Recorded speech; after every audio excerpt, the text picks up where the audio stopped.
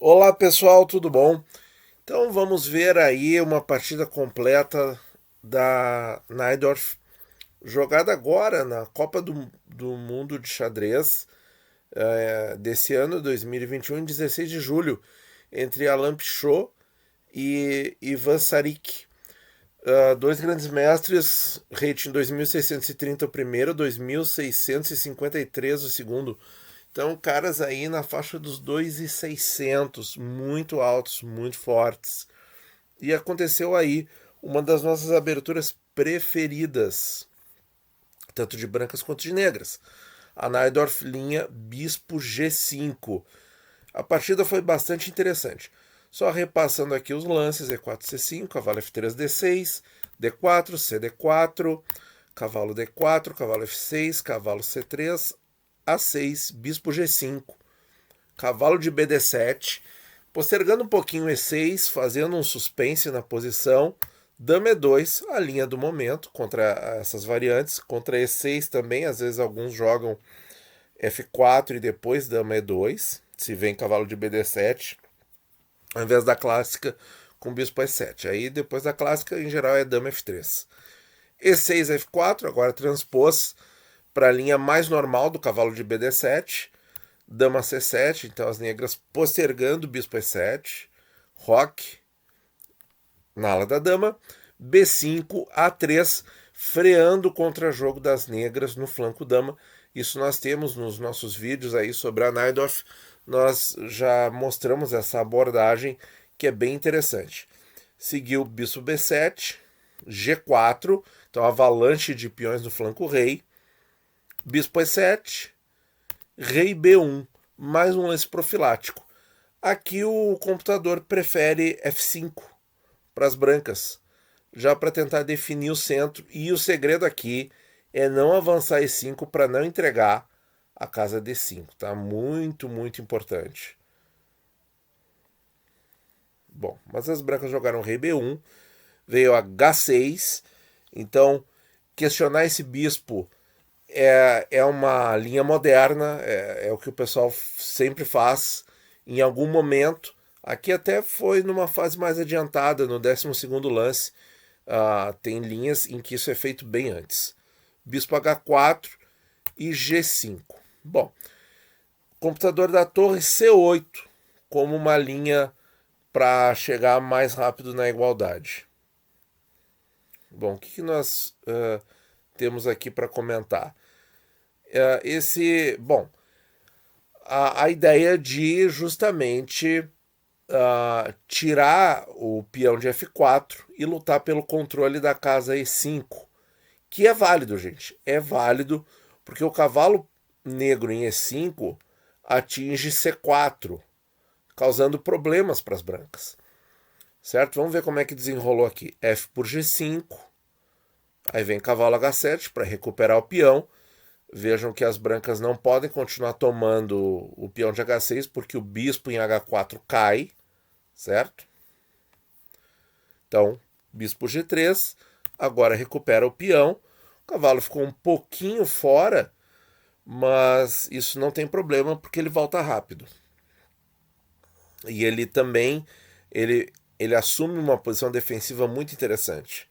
Veio H4, cavalo F8. Esse é o ponto em que ele assume essa posição defensiva mais interessante. E agora as brancas jogam uma novidade: bispo G2. Bispo G2, olha aí, pessoal. Certo? Vamos ver o que tinha sido jogado antes. Eu vou mostrar porque é interessante da gente ver aqui o comportamento das negras contra o dama D2, que foi dama B6. Então, olhando aqui esse cavalo, bispo F2, então, mesma diagonal, volta a dama, H5, até fechando um pouco o flanco rei, cavalo E5. O ponto aqui da nossa análise, certo? Esse lance, a partir do momento que foi feita a disputa pelo ponto de E5, tirando o peão de F4, ocupa a casa com o cavalo, certo? Eu acho isso fundamental na ideia da abertura. E o peão de G5 está super bem protegido. Então, bispo E2, cavalo de F para D7. Então, muito interessante, os cavalos mutuamente se defendendo no centro. E esse cavalo de E5 ninguém tira. Então, as negras têm uma bela peça aí no centro do tabuleiro e as brancas não têm D5. E não tem mais como questionar o peão de E6 com peões da coluna F e D. Então, é muito interessante. Aqui as negras desenvolveram bem as ideias de abertura. Torre de HF1, torre C8. Então, o contra-ataque clássico da siciliana. Bispo G3, roque, por que não?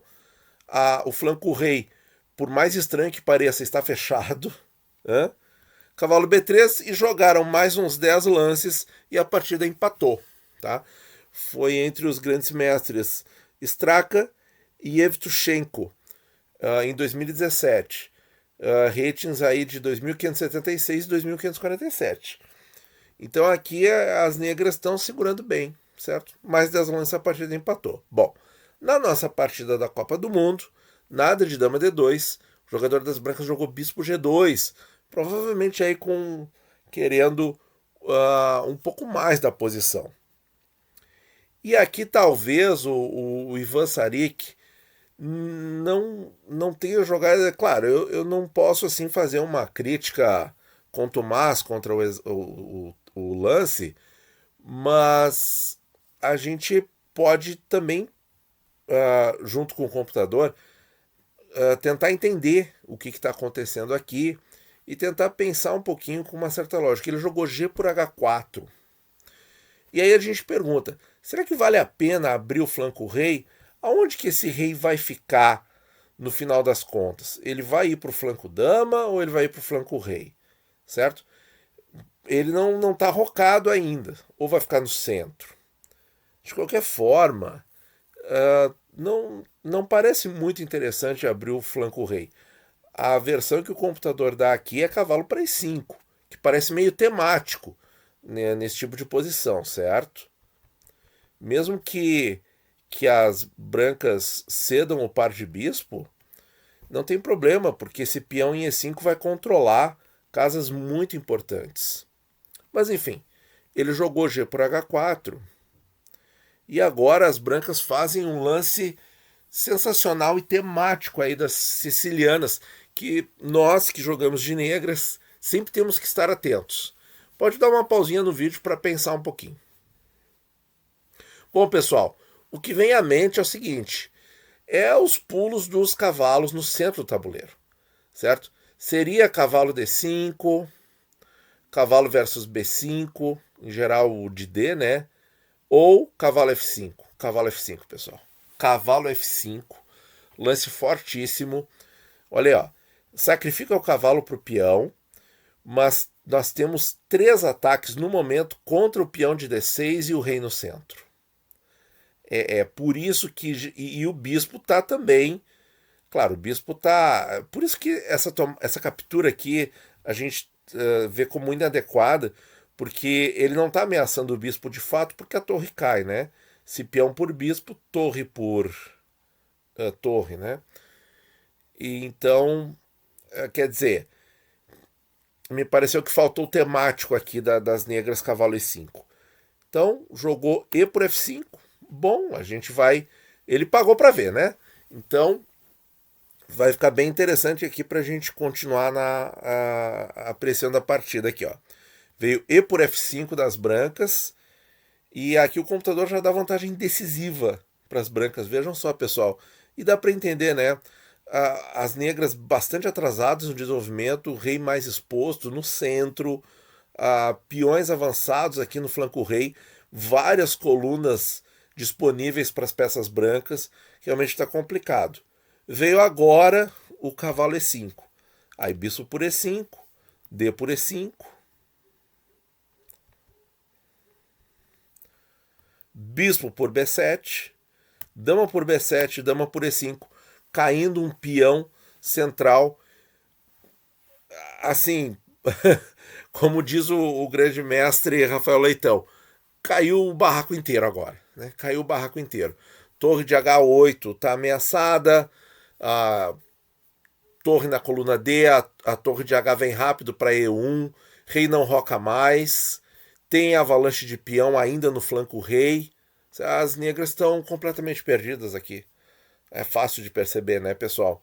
Veio F6, dama E3, rei F7, o rei tentando desesperadamente se esconder no flanco rei, mas é tarde, torre de H1 e mais um detalhe, pessoal, o ponto D5 completamente desguarnecido, que a gente sabe que ele é muito importante na siciliana. Torre H7, aí veio cavalo D5, vejam isso. Bispo para D8, G5, ou seja, continuava a avalanche de peões e abria esse rei, né? F por G5, F6, bispo por F6, torre F1, o ataque se joga muito naturalmente, rei G7, cavalo por F6, torre H6, já recuperou a peça sacrificada, cavalo E8, cheque, rei G8, dama por G5 e aqui as negras o Saric abandonou. Poderia ter continuado torre G6, o que viria torre por F8 cheque, rei por F8, dama por G6, dama F7, dama D6, dama E7, torre F1, rei E8 vai aos poucos trazendo o rei, olha aí, ó, ameaça rei e torre, já está completamente acabada a partida, né?